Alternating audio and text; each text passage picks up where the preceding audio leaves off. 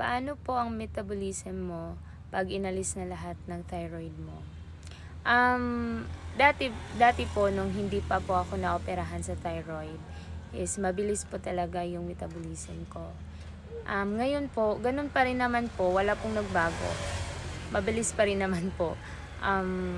Yung dahil sa napakabilis ng metabolism ko, kaya nga yung nangyari sa akin nung time, na-discover ko na meron akong bukol and nalaman ko na malignant yon, so na-stress ako sobra. So dahil nga napakabilis ng metabolism ko, ang bilis kong pumayat kasi nasabayan siya ng stress, nasabayan siya ng wala nang ganang kumain, ganun. Hindi na ako palaging kumakain or namimili na ako ng pagkain.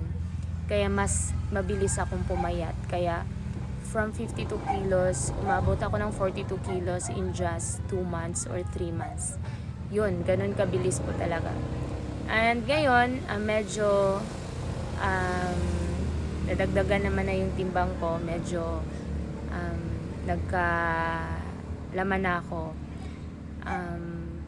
Na-obserbahan ko ngayon, mabilis pa rin talaga yung metabolism ko. And after kong kumain, mga 1 hour lang, gutom ulit ako. Ganun ako ngayon. So, wala naman pong nagbago. Yun po.